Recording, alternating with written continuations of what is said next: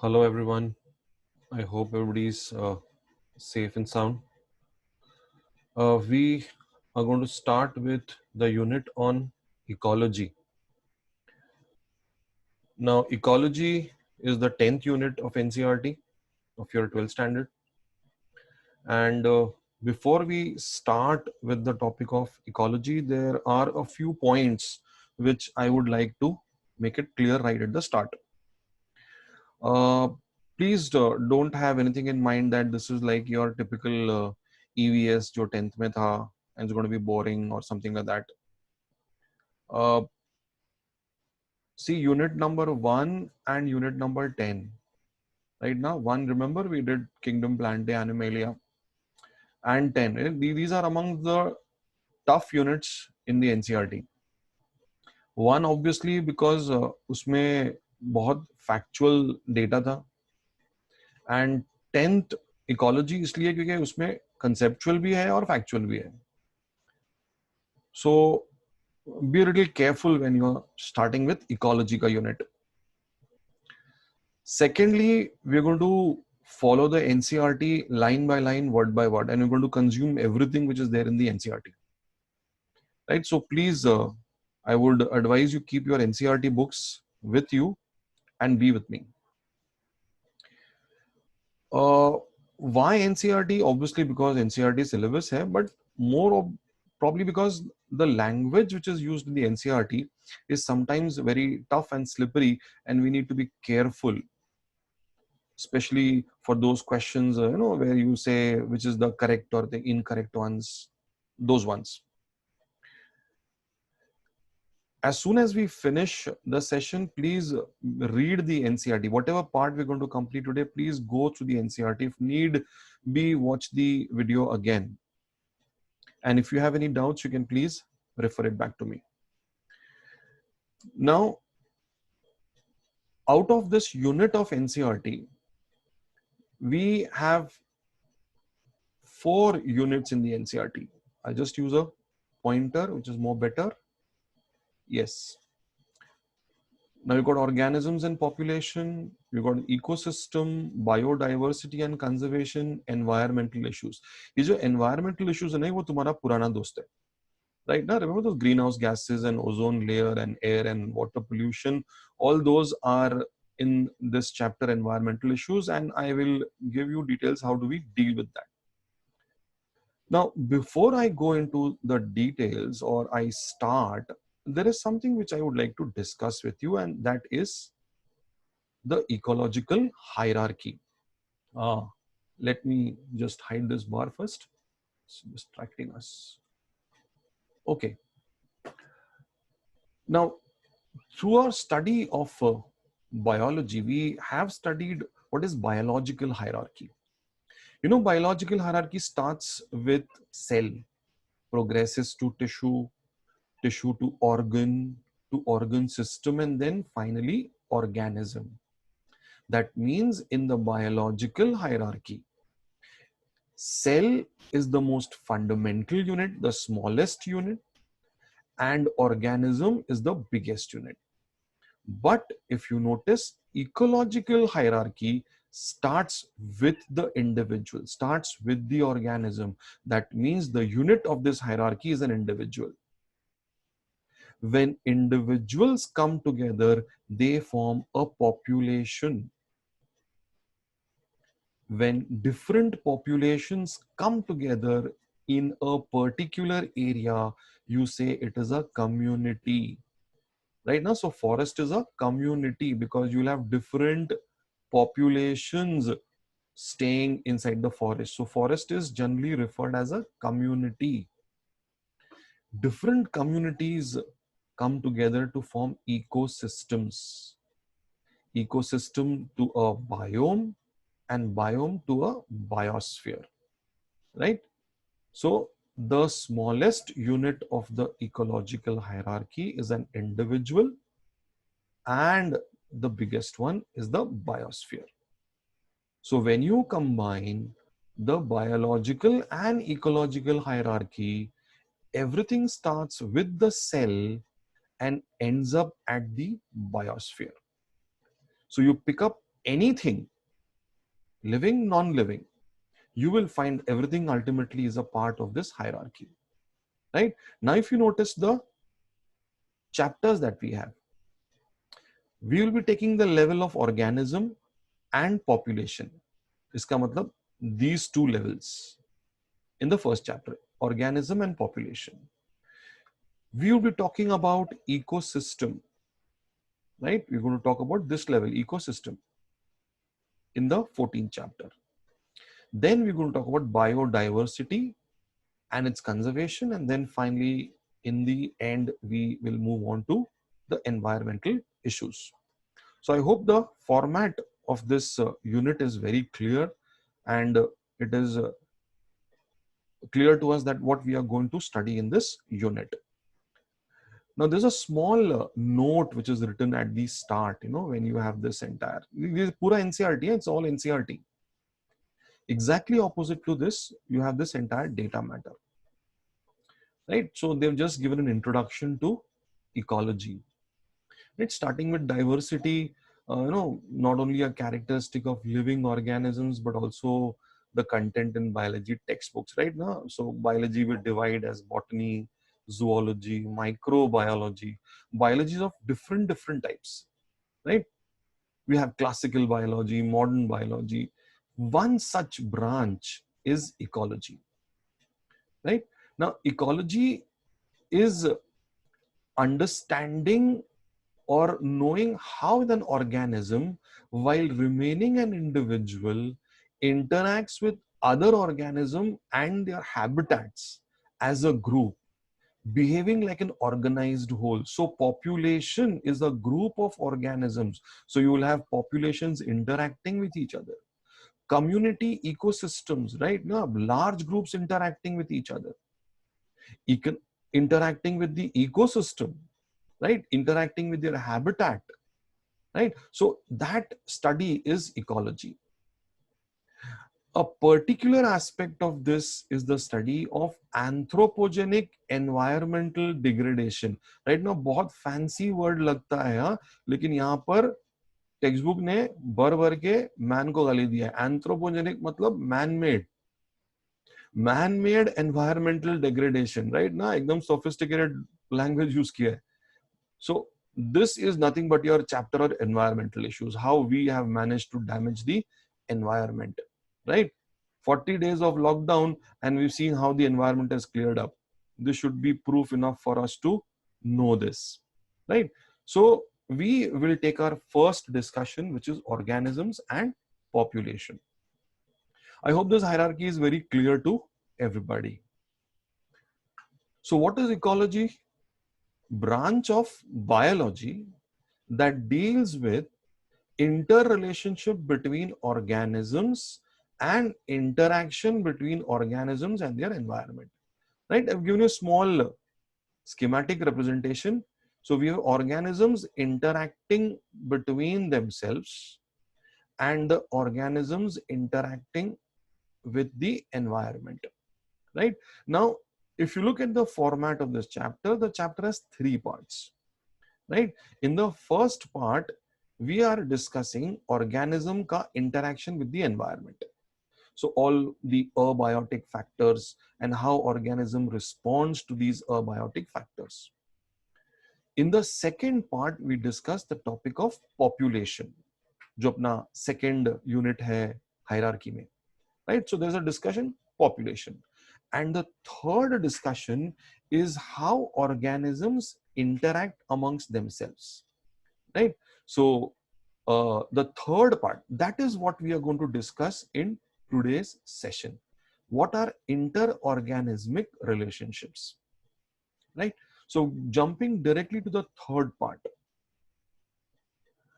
Now, obviously, Earth cannot be inhabited by a single species. And for any species, the most minimum requirement is one more species जिसको वो खा सके, right? If you have a plant species which makes its own food, autotroph है, तुम बोलेंगे, even that cannot survive alone. It needs microbes in the soil to break down the organic matter, return the nutrients for absorption. तो वो photosynthesis कर सकता है. How will plant manage pollination without an animal agent? We've already discussed pollination, right? So animal or plant or microbes, they cannot live in isolation, but they will interact with each other to form a biological community, right? And that is what we are trying to discuss here. How, what are these interactive linkages existing, right? Now, when there are interactions between populations of two different species, either they could benefit both the participants, they could harm each other, or remain neutral, right? So let's see what are these types of interactions. Now we have 6 types of interactions.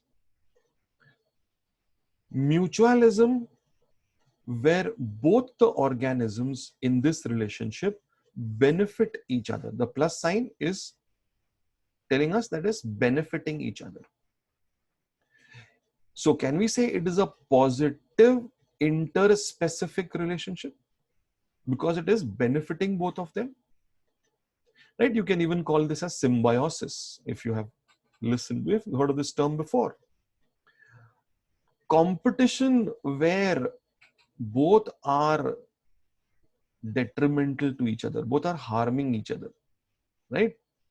So competition is exactly opposite of mutualism. Come to the second last one, see, commensalism. Now commensalism is where one organism is benefited in the relationship and the other, उसको कोई फर्क नहीं पड़ता, it is neutral. And amensalism is where one organism is harmed in the relationship and the other one remains neutral, right? So at the top of the order, we have two opposite relationships, one positively amongst each other, one negatively amongst each other. And again, we've got at the end of the spectrum, commensalism and amensalism. Now, what is interesting is the middle part of the spectrum. Predation and parasitism, which according to the denotations here, they look strikingly similar to each other. Right? दिख रहा है? One of them is benefited, one of them is harmed. Again, in parasitism, one of them is benefited, one of them is harmed. Apparently, looking at the signs which are given in this table, we know that they are similar, but there is a world of difference between them. Just to highlight one point, see, this is a predator-prey relationship, and this is a parasite-host relationship. A predator has to kill the prey to fulfill the relationship, whereas a parasite cannot kill the host. Host मर गया तो उसका source of nutrition भी जाएगा. So predation में the predator has to kill the prey, and parasitism में it has to extract enough so that the host remains alive. Right? So this is what we are going to start our discussion. देखो छोटा सा एक point नीचे दिया हुआ है. Again, this is a NCERT text. Please, I am not going out of the NCERT text. थोड़ा extra matter है वो end में दूंगा मैं. Predation, parasitism, and commensalism, they share a common characteristic. And what is that? The interacting species live closely together. Right now, and parasitism, parasite host, closely together. Right? So we have to take care of this point. Chota sa point hai, yeah, it should not escape our eyes. We will start our discussion with predation. Now, if you look at the NCERT text of predation, right? Now, NCERT text, काफी running text goes on for at least 2 back-to-back pages. Now, for the sake of convenience, I have divided this entire discussion of predation into 6 points. Right? If you want, you can make a note also. If you do make a note, it will be beneficial to you. Now, at the outset of the discussion, we know predation involves a predator and a prey. Now when you start thinking of a predator and a prey, right? I think I had given this example earlier in one of the lectures also. But that tiger deer wala National Geographic wala example is always in our minds, and our sympathies are always with the bichara deer, and tiger is always the villain, right? You must have seen that crocodile swooping up from the waters and just grabbing up the deer which is drinking water near the right? So we always have sympathy towards the prey. But as we progress in the discussion, you will realize how wonderful this relationship is to maintain ecological balance. Now, first point is predation is a means of energy transfer. See, in our lower standards, we have learned what are trophic levels. The सबसे नीचे there are the producers. Producer के ऊपर there are primary consumers के ऊपर secondary, tertiary, top level. Now, what is this? It is nothing but energy transfer from one level to another. So predation is a nature's way of transferring energy to higher trophic levels, right? So who is a predator? Normally a carnivore.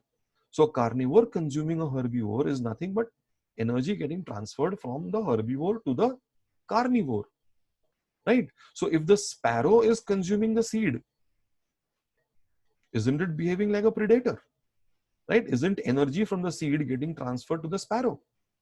Right, so a herbivore which is grazing on the grass, is it ecological context? It is not very different from a predator, right? So let's come out of our mindset from the tiger deer mindset, and a broad ecological outset should be what is a predator, right? So first point, predator as a means of energy transfer.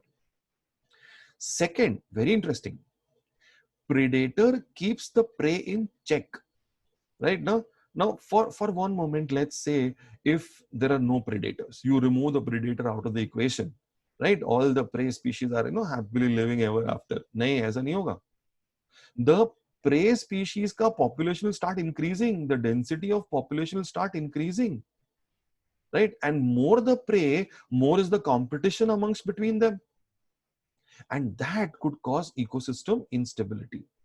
That means to maintain stability in the ecosystem, the presence of a predator in the ecosystem is essential so that the population of the prey is kept in check.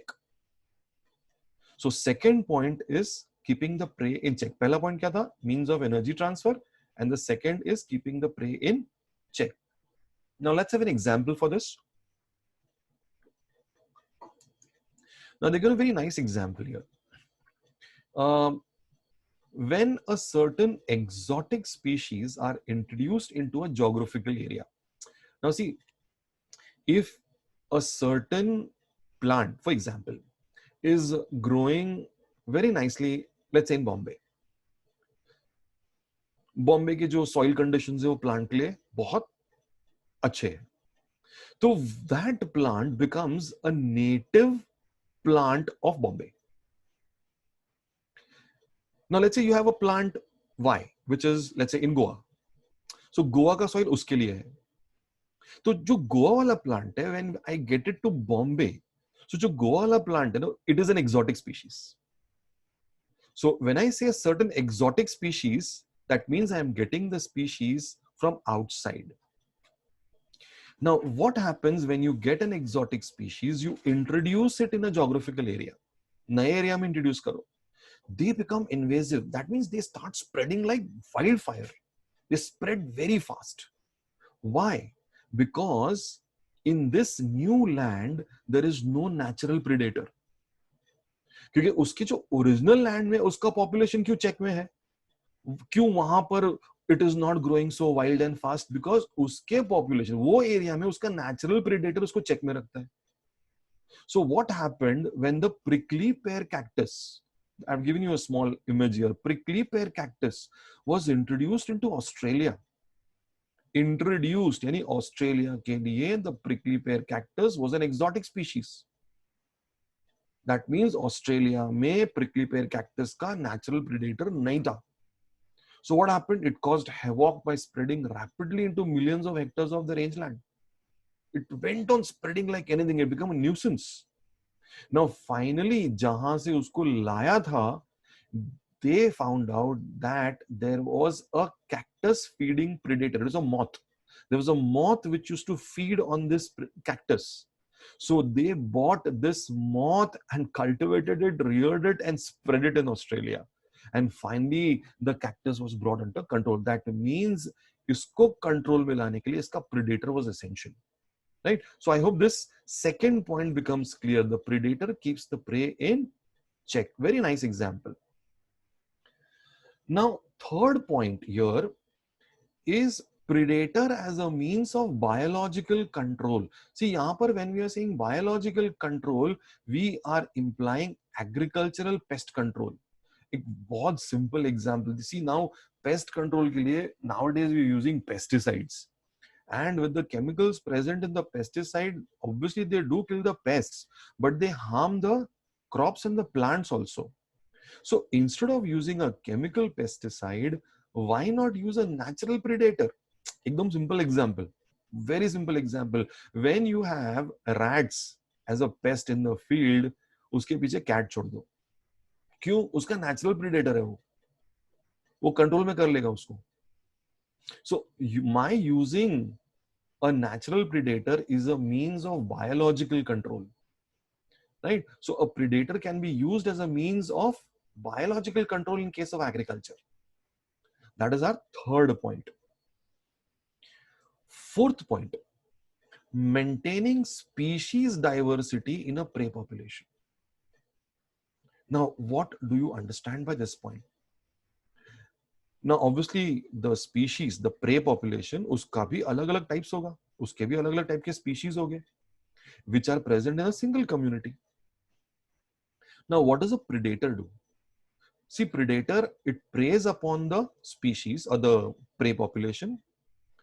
By doing that, isn't the predator reducing the intensity of competition amongst the prey? Right? जो पहले वाला point था.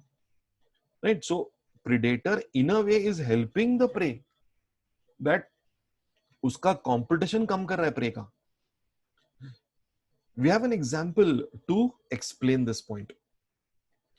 Now, in a intertidal community of the American Pacific coast, the starfish called as pisaster is an important predator. Now, this pisaster, it was experimentally removed from a small intertidal area. निकाल दिया उसको वहां से. More than 10 species of invertebrates became extinct within a year because of interspecific competition. Right? Starfish पढ़ा हम लोग ने. Phylum Echinodermata. याद है? Carnivore है. Feeds on mollusks. Right? Animalia point. छोड़ूंगा नहीं मैं. Right? It feeds on mollusks. Right? So what is the starfish doing? It is feeding on these invertebrates. Now, when you remove the starfish, what has happened? The population of these invertebrates keep on increasing. There is more interspecific, क्योंकि ये अलग-अलग species है ना? So interspecific competition बढ़ गया और वो एक दूसरे को ही मारने लगे फिर. So the population became extinct. Right? So this explains that a predator helps in maintaining diversity in the species of prey population. Right? See, go back now. What was the first point? Means of energy transfer. Keeping the prey population in check. It is a means of biological control and maintaining species diversity. 4 point हो गया अपने. 2 point अभी भी बचा है अपना. Point number 5. I hope you are following the NCERT text as well as what I am trying to explain. Point number 5. Prudent predator. Now, what do you mean by a prudent? Prudent matlab wise, right? See, if a predator is too efficient and over exploits its prey, यानी जरूरत से ज्यादा मारने लगेगा वो, what will happen to the prey population? Tell me. Will not the prey population get extinct very fast? What will happen when the prey population becomes extinct? Is there any food remaining for the predator? फिर कौन मर जाएगा? Predator will become extinct. Are you following the consequences now? So if the predator is too efficient, right, it cannot afford that. right? See, animals ka natural instinct is they hunt for food. Like they're not like humans. They don't hunt for sport, right? Now, you know what I'm referring to, right? No black bucks here. Okay, so it does not hunt for sport. It hunts for food. It will hunt only when it is hungry, right? So it cannot kill excess of prey. So a predator has to be wise. क्योंकि अगर ऐसा नहीं किया तो it will ultimately leads to its own extinction, right? That's why the predators in nature are very prudent, right? ये हो गया अपना point number 5. Going to point number 6. See, इतना सारा बात हमने predator के बारे में कर लिया, बेचारे prey के बारे में, right? Now, see, nature is very just, right? You see, if you go back to the tiger and deer example, right now you talk about characteristics of tiger. You got very nice, claws it has got. Right now, sharp canines are there. It is fast. Right now, it can, has a good weight. Can catch the prey. But be fair, nature has given the prey also defense mechanisms to save itself. To save itself. Right now, what are these defense mechanisms? See how nature is trying to maintain a balance in this relationship. It's not only about predator, right? Let's come down to the prey side also.